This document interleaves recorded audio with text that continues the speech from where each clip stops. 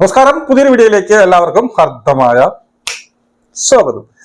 ഇന്നലെ പാലാരിവട്ടത്ത് റസില എന്ന് പറയുന്ന ഒരു പെൺ ഗുണ്ടയുടെ പരാക്രമം നിങ്ങൾ കണ്ടിട്ടുണ്ടാവും.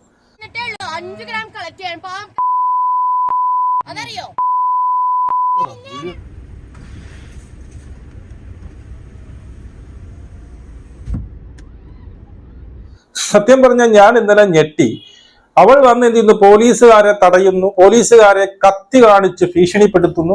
എന്റെ കയ്യിലിരിക്കുന്നത് മയക്കുമരുന്നാണ്, ഞാൻ ഇതിപ്പോ കഴിക്കും, ചുണയുണ്ടെങ്കിൽ പിടിയടാന്ന് പറയുന്നു. എന്നിട്ട് തന്റെ കയ്യിലിരിക്കുന്ന മൊബൈൽ ഫോൺ കൊണ്ട് എന്ത് ചെയ്തു, ജീപ്പിന്റെ ഗ്ലാസിന് തല്ലി പൊട്ടിക്കുന്നു.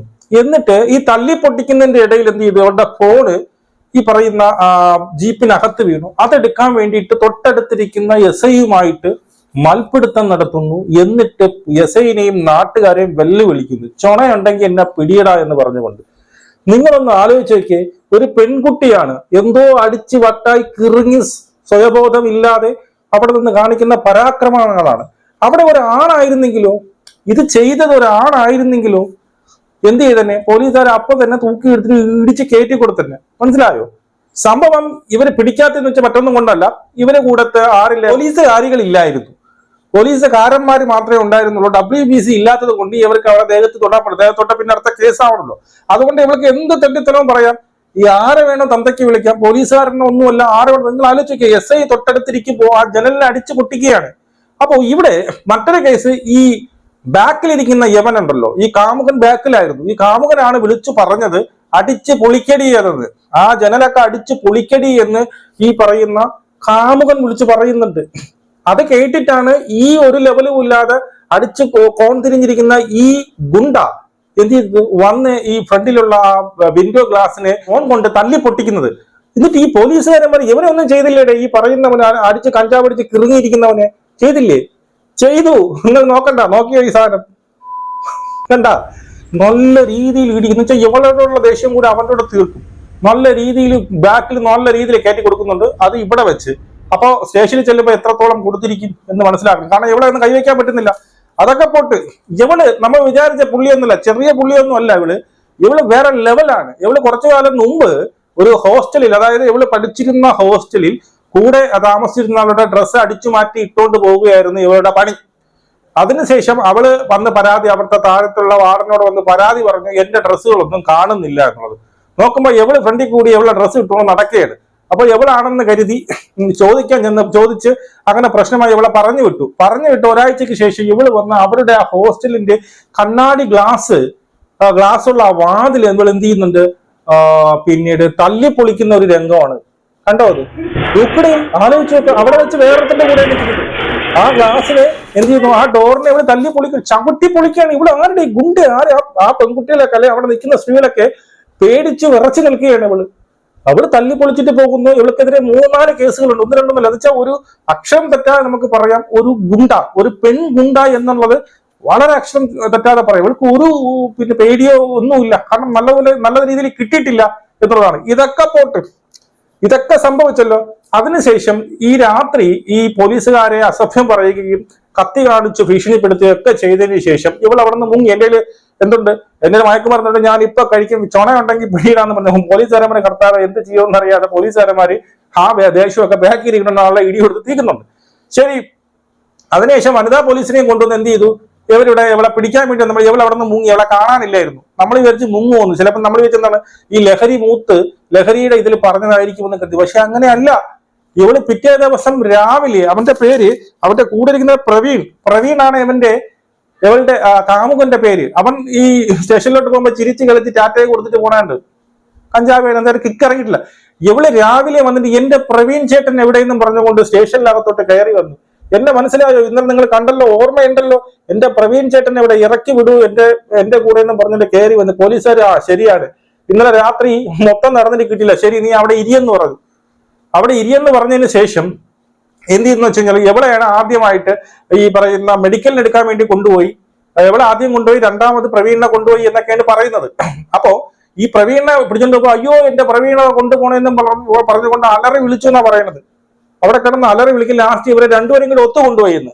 അപ്പൊ ഈ ജീപ്പിനകത്ത് കയറ്റുന്ന രംഗങ്ങളൊക്കെ ഉണ്ട്. ഇവളവിടെ പോലീസുകാരന്റെ ജീപ്പിനകത്ത് കയറി പോലീസുകാരി എടുത്ത് കയർക്കുന്നതൊക്കെ ഉണ്ട്. ഇതും പോട്ടെ, പോലീസ് പിന്നീട് സ്റ്റേഷനിൽ ചെന്നിട്ട് അവിടെയുള്ള ഒരു വനിതാ പോലീസിനെ എന്ത് ചെയ്തു, ഇവള് കുനിച്ചിർത്തി ഇടിച്ചു എന്നാ പറയുന്നത്. ആലോചിച്ച് നോക്ക്, ഇവള് കുനിച്ചിർത്തി ഇടിച്ചു എന്നുള്ള ന്യൂസാ വരുന്നത്. ആ പോലീസുകാരി ഇപ്പം ഹോസ്പിറ്റലാണ്. അതായത് ഇവൾ അവിടെ നിന്നിട്ട് ഇവൾ അവിടെ നിന്ന് ഇറങ്ങി ഓടാൻ ശ്രമിച്ചു. ഇതെല്ലാം കണ്ടിട്ട് എനിക്ക് തോന്നുന്നു കുറച്ച് കിക്കൊക്കെ പോയപ്പോ കുറച്ച് നോർമൽ ആയപ്പോ ഇവിടെ നിന്ന് ശരിയാവില്ല, വനിതാ പോലീസും അല്ലെങ്കിൽ എസ് ഐ എന്നെ കയറ്റി കൊടുക്കും. എസ് ഐ എന്നെ നല്ല പ്ലക്കനെ കയറ്റി കൊടുക്കും. മനസ്സിലായോ? ആരും കാണുന്നില്ലല്ലോ, ഇവള് പറയുന്നതല്ലേ ഉള്ളൂ.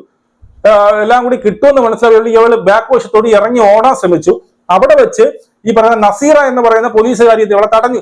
അങ്ങനെ പിടിയും വലിയും ആയപ്പോൾ ഇവള് കുനിച്ചു നിർത്തി ഇടിച്ചു. ഇവള് കറോട്ടയുടെ ജൂഡയുടെ എന്തടി അങ്ങനെ പോലീസുകാരെ നിലത്തിട്ട് കമന്ന് അങ്ങനെ ഇവര് തമ്മിൽ ഭയങ്കര ഫൈറ്റ് ആയിരുന്നു എന്ന്. അങ്ങനെ അവസാനം പോലീസുകാരി എന്ത് ചെയ്തു, ഹോസ്പിറ്റലിലായി. ആ കേസും കൂടി ഈ പറയുന്ന ഗുണ്ട റസിലയുടെ തലയിൽ വെച്ചു കൊടുത്തിട്ടുണ്ട്. ഇപ്പൊ കേസ് 5-6 മനസ്സിലായോ? ഇത് എന്തോടെ ഇവള് പിന്നീട് ഈ പറയുന്ന പാലാരി വട്ടത്തിലെ ഗുണ്ട എന്നാ പറയുന്നത്. റസില ഗുണ്ട ഞാൻ ആരും പിന്നെ കിട്ടുകിട്ടാ വിറയ്ക്കും. അവിടെ അവൾക്ക് വേണ്ടി ഈ പറയുന്ന പ്രവീൺ ഇവൾക്ക് ഒരുപാട് പുരുഷന്മാരുമായിട്ട് ബന്ധപ്പെട്ടെന്ന് പറയുന്നത്. എന്ന് കാണും കുറേ ദിവസം അവൾക്ക് വേണ്ടി ചങ്കിന് വേണ്ടിയിട്ട് എന്ത് തേങ്ങയും എന്ത് വേണോ അവൾ ചെയ്യുന്ന ഒരു രീതിയാണ് ഈ റസിലേക്കുള്ളത്. ഈ പറയുന്ന പ്രവീണുമായിട്ട് ബന്ധപ്പെട്ടിട്ടും ഏതാണ്ട് 2 മാസത്തോളം ആയുള്ളൂ എന്നാണ് പോലീസിന്റെ ഭാഷ്യം. 2-3 മാസം ആയുള്ളൂ ഇവനുമായിട്ട് ഇവനുമായിട്ട് അടിച്ചു തുടങ്ങുക, അവന് വേണ്ടിയിട്ട് കഞ്ചാവ് അടിച്ച് കിട്ടി MDMA ഒക്കെ അടിച്ച് നടക്കുക. എന്ത് തണ്ടിത്തന്നെ എന്തോ ഞാൻ അത്ഭുതപ്പെട്ടെ. ആലോചിച്ചൊക്കെ പോലീസിന്റെ ജീപ്പിനെ അടിച്ച് പൊട്ടിക്കുന്നു. ശരി, അത് മാത്രം അപ്പോഴത്തെ ഈ പറഞ്ഞതുപോലെ അവളുടെ പിന്നീട് മയക്കുമരുന്നിന്റെ എഫക്റ്റിൽ ചെയ്തെന്ന് പറയാം. അതിന് തൊട്ട് മുമ്പ് 2 ചവിട്ടിലത് പൊട്ടിയുടെ ആ ഗ്ലാസ്, മനസ്സിലായോ? 2 ചവിട്ടിൽ ആ ഗ്ലാസിനെ പിന്നെ കുത്തി പൊട്ടിക്കുന്നു. ചുണയുണ്ടെങ്കിൽ ഇറങ്ങി വാടിയെന്ന് പറഞ്ഞിട്ട് പോകുന്നു. ഇവിടെ നിന്ന് അടിച്ചിരുത്ത് അവിടെ പെണ്ണുങ്ങളാരും ഇല്ലേ എന്നുള്ളതാണ്. അപ്പൊ പെണ്ണിനൊരു ഇതുണ്ടല്ലോ, ഒരു പ്രയോറിറ്റി. പെണ്ണിന്റെ ദേഹത്ത് തൊട്ട പെണ്ണിനോട് എന്തും ആവാമല്ലോ, എന്ത് തേങ്ങാക്കൊലി അവൾക്കാവാം. അവൾക്ക് ആരെ വേണം ചീത്ത വിളിക്കാം, ആരെ വേണം അസഭ്യം വരെ, അവൾക്ക് വേണമെങ്കിൽ തുണിയില്ലാതെ നടക്കാം, അവൾക്ക് വേണമെങ്കിൽ കയറി അടിക്കാം, പോലീസ് ജീപ്പ് പൊട്ടിക്കാം, ആരും കമാവുന്ന രക്ഷമില്ല. അതാ പക്ഷെ അവളെ പിടിച്ചു മാറ്റം ചെയ്ത് കഴിഞ്ഞാൽ എന്നെ പീഡിപ്പിച്ചെന്ന് പറഞ്ഞുകൊണ്ട് കേസ് കൊടുക്കും. അവളുടെ കേസിനായിരിക്കും മുൻഗണന.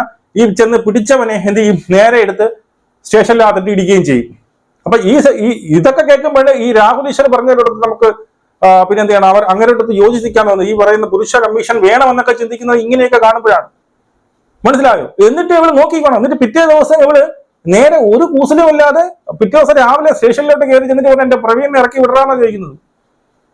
എന്നിട്ട് അവിടെയുള്ള പോലീസുകാരെയും കൂടി മർദ്ദിച്ചു എന്ന് കേൾക്കുമ്പോൾ ഇത് ആലോചിച്ച് നോക്കിയാൽ. ഇനി ഞാനൊരു കാര്യം പറയാം, ഇവള് പെട്ടെന്ന് അവിടെയുള്ള എല്ലാവരുടെയും എത്ര WBCLs ഉണ്ടോ, എത്ര വനിതാ പോലീസുകാരുണ്ടോ, എത്ര പുരുഷന്മാരുണ്ടോ, എല്ലാവരും നല്ല രീതിയിൽ തീർക്കും. നല്ല രീതിയിൽ തീർക്കും.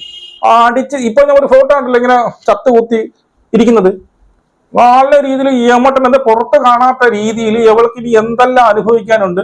ഈ സംഭവങ്ങളെല്ലാം യവന്മാർ ചെയ്ത് കൊടുക്കും. ചെയ്തിട്ടേ ഇവളെ വിടത്തുള്ളൂ. അങ്ങനെയൊന്നും പോകത്തില്ല. പുറമെ പോലീസുകാർ ജീപ്പ് കയറ്റി മക്കളെ കയറിക്കോ എന്നുള്ള രീതിയിലൊക്കെ കയറ്റും. പക്ഷേ അതിനകത്ത് സെല്ലിനകത്ത് കിട്ടുമല്ലോ ഇടിയെന്ന് വെച്ച് കഴിഞ്ഞാൽ അവളെ അടിച്ച് എന്ത് ചെയ്യണമെന്ന് വെച്ചാൽ ഇവളൊക്കെ എന്തോന്നല്ലേ ഇതെന്തൊക്കെ നമ്മൾ സഹിക്കണം, എന്തൊക്കെ കാണണം. 2025 തുടങ്ങിയതിനു ശേഷം എന്തൊക്കെയാണ് ഇവിടെ നടക്കുന്നത്.